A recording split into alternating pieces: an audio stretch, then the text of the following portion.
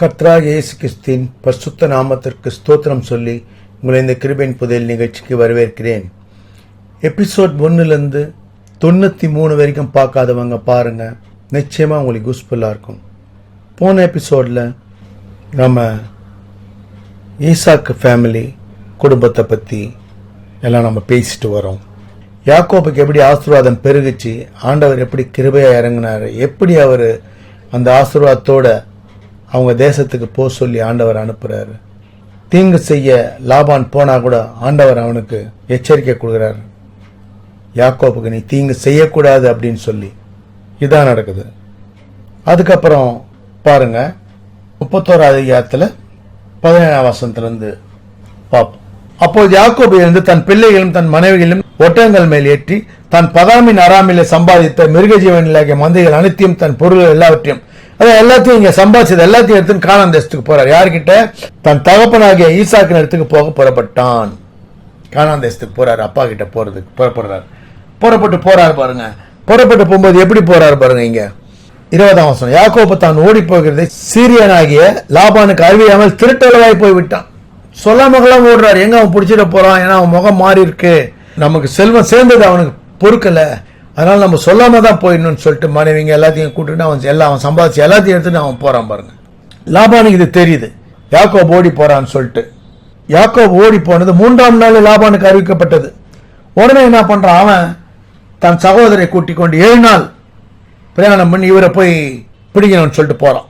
24ஆம் வசனம் பாருங்க. போகும்போது வழியில அன்று ராத்திரி தேவன் சீரியா தேசத்தனாகிய லாபானுக்கு சொப்பனத்தில் தோன்றி, நீ யாக்கோபோட நன்மையை அன்றி தீமை ஒன்றும் பேசாதபடிக்கு எச்சரிக்கையாயிரு என்றார். எச்சரிக்கையா இருக்க சொல்றார். நீ போய் அவங்ககிட்ட நன்மை தான் பேசணும், தீமை எதுவும் பேசக்கூடாது, தீமை செய்யக்கூடாதுன்றதை எச்சரிக்கிறார், வார்னிங் கொடுக்கிறார்.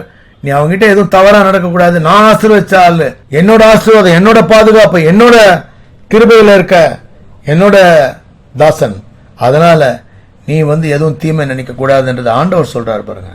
அதுக்கப்புறம் லாபான் போயிட்டு பிடிச்சிடுறாரு. பிடிச்சிட்டு என்ன சொல்றாரு, நீ ஏன் திருட்டு அளவா வந்த, இந்த மாதிரி யுத்தத்துல சரியா இங்க அடிமைகளை பிடிச்சிட்டு போன மாதிரி என் பொண்ணுங்களையும் எல்லாம் கூட்டிட்டு நீ ஏன் இப்படி திருட்டு அளவா வந்த, நான் உன்னை சந்தோஷமா மேலதாளத்தோட என் பிள்ளைங்களை முத்தம் செஞ்சு வழி அனுப்பியிருப்பேனே, நல்ல விதமா வழி அனுப்பியிருப்பேனே, நீ இப்படியே இந்த மாதிரி திருட்டுத்தனமா ஏன் நீ வந்துட்ட அப்படின்றத லாபான் சொல்றான். அப்புறம் 29ஆம் வசனம், உங்களுக்கு பொல்லாப்பு செய்ய எனக்கு வல்லமை உண்டு. என்ன சொல்றான் பாருங்க, உங்களுக்கு பொல்லாப்பு செய்ய எனக்கு வல்லமை உண்டு, ஆயினும் உங்கள் தகப்பனுடைய தேவன் நீ யாக்கோபோட நன்மையை அன்றி தீமை ஒன்று பேசாதபடிக்கு எச்சரிக்கையா இரு என்று நேற்று ராத்திரி என்னோட சொன்னார். முடிஞ்சது பாருங்க. அதையும் அவனே சொல்லிடுறான், நான் பொல்லாப்பு செய்ய எனக்கு வல்லமை இருக்கு, நான் பொல்லாப்பு செய்யறவன் தான், நான் தந்திரக்காரன், அது இப்படிதான் நான் உன்னை அடிமையா வச்சிருந்தேன். இன்னும் அவன் விட்டுருக்க மாட்டான், அவன் முகம் மாறிடுச்சு, அவன் பிள்ளைங்க வேற மாதிரி, அப்பா சொத்தெல்லாம் இவன் செல்வத்தெல்லாம் இவனுக்கு கட்சிச்சு அப்படின்னு சொல்றாங்க. இதெல்லாம் யாக்கோபு கேட்கறான். அவன் அங்கிருந்து கிளம்பி வந்துடுறாரு. இவன் விட்டுருக்க மாட்டான். ஆனா இப்ப சொல்றான் பாருங்க, ஆண்டவர் அவனை எச்சரிச்சதால நீ நன்மைதான் பேசணும், தீமை எதுவும் பேசக்கூடாது வார்னிங் கொடுத்ததால அவன் ஒன்னும் செய்யாம, அப்பவும் அந்த வார்த்தை அவங்க கிட்ட இருந்து வருது, உங்களுக்கு பொல்லாப்பு செய்ய எனக்கு வல்லமை உண்டு, ஆனாலும் தேவன் நேத்து ராத்திரி உனக்கு எதுவும் செய்ய வேணான்னு சொன்னாரு, அதனால ஒன்னும் செய்யலன்னு சொல்லிட்டு சொல்றான் பாருங்க. இதுதான் நடக்குது. அதாவது ஆண்டவர் உங்களுக்கு சொன்னார்னா, ஆண்டவர் உங்களோட இருந்தார்னா, ஆண்டவரோட சித்தப்படி நீங்க நடக்கும்போது, அவருக்கு கீழ்ப்படிஞ்சு அவரோட வார்த்தையை கேட்டு அவரை துதிச்சு அவருக்கு நன்றி செலுத்தி அவர் கிருபையை பெற்று வாழும்போது எதுவும் யாரும் உங்களை நெருங்க முடியாது, ஒன்றும் செய்ய முடியாது.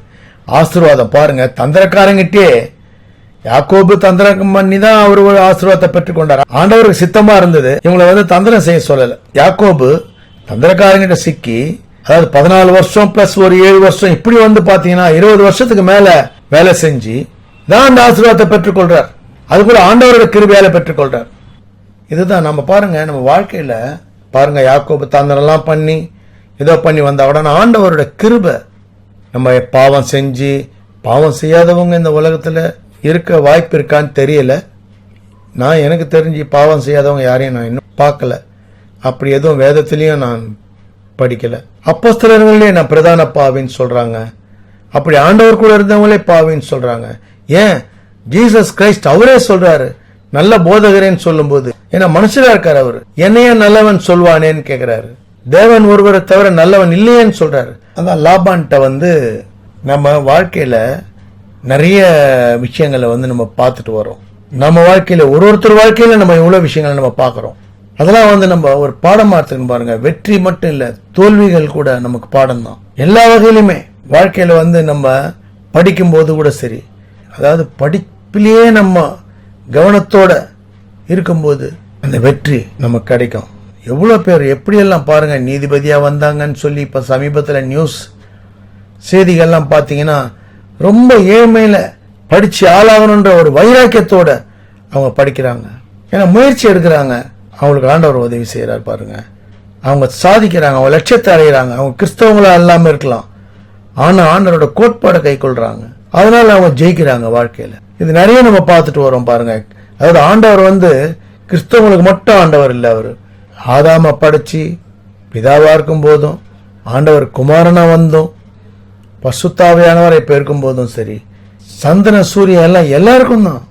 இந்த மாதிரி மழை காத்து இப்படி எல்லாமே கெட்டவங்க நல்லவங்க எல்லாருக்குமே கொடுத்திருக்காரு ஆண்டவர். நம்ம வாழ்க்கையில நிறைய தெரிஞ்சுக்கணும். கலந்துதான் நம்ம வாழறோம். ஏன்னா சாத்தான் ஆதாம் இருந்தப்பயே வந்துட்டான். பாவம் வந்துருச்சு உள்ள. சாத்தான் உள்ள தந்திரம் செஞ்சு ஆதாம பாவத்துல சிக்க வச்சு, ஆனால் ஆண்டவர் ஆதாம அழிக்காம ஸ்லாக்கியம் கொடுத்து, மனுக்குலத்துக்கே ஒரு ஸ்லாக்கியம். அது ஆதாம் விட்ட பேரை நம்ம சொல்றோம் எல்லாம் மிருக ஜீவன்களுக்கு பறவைங்களுக்கெல்லாம். இப்படி ஆண்டவர் ஸ்லாக்கியம் கொடுக்குறாரு. பழுகி பெருகி பூமியை நிரப்ப சொல்றாரு. ஆனா அந்த பாவம் வந்துட்டதால மரணம் வந்துடுச்சு. அதான் உலகத்துல என்னென்னலாம் எப்படி நடக்கணும்ன்றது ஆண்டவர் அப்ப குறிக்கிறார். அதுதான் இப்ப நடந்துட்டு இருக்கு. இதெல்லாம் எபிசோட் 1ல நம்ம ஆதியாகமத்திலிருந்து வெளிப்பாடு வரைக்கும் பார்த்திருக்கோம். அதுக்கப்புறம் பாருங்க ஆதியாகமத்திலிருந்து இப்ப யாக்கோபு வரைக்கும் வந்திருக்கோம். நம்ம இப்படி வந்துட்டு இருக்கோம். நம்ம அதாவது அதே மாதிரி புதிய ஏற்பாடுல ஜீசஸ் நிறைய அவர் பேசின பிரசங்கம், அவர் செஞ்ச அதிசயங்கள், அவர் செய்த வல்லமை, விசுவாசத்தை பத்தி, சமாதானத்தை பத்தி, அன்பை பத்தி இப்படி நிறைய பேசிருக்கோம். இப்படி பாருங்க பழைய ஏற்பாடு புதிய ஏற்பாடு ரெண்டுலயுமே இதையும் நம்ம பாக்குறோம். சோ இப்ப அந்த மாதிரி வேதம் முழுவதும் பாருங்க அதிசயங்கள். அவரை நம்ம துதிக்கும் போது அவர் கிருபை நமக்கு என்னைக்கும் இருக்கு பாருங்க. என்னைக்குமே அவர் கிருபையா நம்மளை நடத்துவார். எப்படி முற்பிதாக்கள்லாம் நடத்திட்டு வந்தார், அதே மாதிரி இப்பயும் நம்ம நடத்துறாரு பாருங்க. நம்ம வாழ்க்கையில நாம தான் அதை உணர்றது இல்லை. நிறைய நமக்கு ஆபத்துகள் காப்பாற்றப்படும் போது, நம்மளுக்கு சில நன்மைகள் கிடைக்கும் போது, சில தீமைகள் நம்ம விட்டு விலகும் போது, தடைகள் பிரச்சனைகள் நம்ம காப்பாற்றப்படும் போது நம்ம நினைக்கிறது இல்லை பாருங்க. நம்ம இது ஆண்டவர் தான் நமக்கு செஞ்சாருன்றத ஏற்க மறுத்துடுறோம். நம்மளோட முயற்சியால இது உண்டாச்சின்னு நினைக்கிறோம் நம்மள நிறைய பேர்.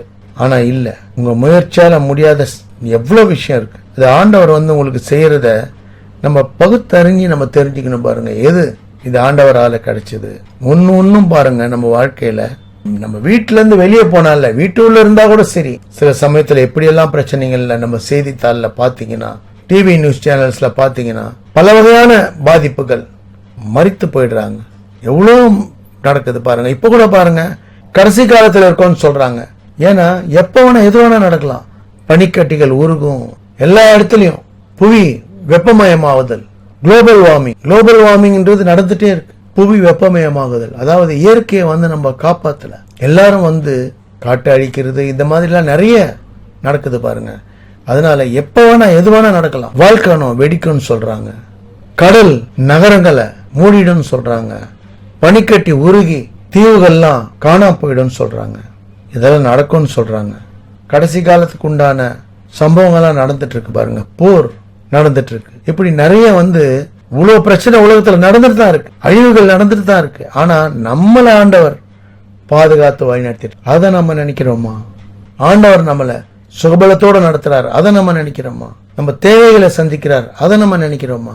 நம்மளை எப்படி நேசிக்கிறார், எப்படியெல்லாம் நமக்கு பாதுகாப்பு தரார், எப்படியெல்லாம் நம்ம வாழ வைக்கிறார், நம்ம வாழ்க்கையை எப்படி வளமாக்குறார், எப்படி நமக்கு தாளந்துகள், எப்படி ஒரு வரங்கள் எல்லாம் கொடுத்திருக்கார். நம்ம வாழ்க்கை முழுவதும் சமாதான சந்தோஷத்துல வாழும்படி, ஆசீர்வாதம் ஐஸ்வர்யத்தால செழிப்பால நம்ம செழிக்கும்படி, நம்ம வாழ்க்கை முழுவதும் நாம அவர் கிருபையால களி கூர்ந்து மகிழும்படி நாம இருக்கணும்னு அவர் நினைக்கிறார். அதுதான் அவரோட அன்பு. அதனால நாம அவரை எப்பவும் துதிப்போம். அவர் தர ஆசீர்வாதத்தை பெற்றுக்கொள்வோம். அவரோட கிருபைய என்னென்றும் நம்ம பெற்று வாழ்வோம். தொடர்ந்து வாட்ச் பண்ணுங்க. சப்ஸ்கிரைப் பண்ணணும்னு நினைக்கிறவங்க சப்ஸ்கிரைப் பண்ணுங்க. பிடிச்சிருந்தா லைக் பண்ணுங்க, ஷேர் பண்ணுங்க. அநேகர் உபயோகப்படும்படி நிறைவுக்கு வருவோம். God bless you all. கர்த்தராகிய இயேசு கிறிஸ்துவின் வெளியேறப்பட்ட ரத்தத்திற்கு ஜெயத்தை ஏறெடுத்து அவருடைய பரிசுத்த நாமத்திற்கு ஸ்தோத்திரம் சொல்லி நிறைவு செய்கிறேன். நன்றி. தேங்க்ஸ் ஃபார் வாட்சிங். தேங்க்யூ.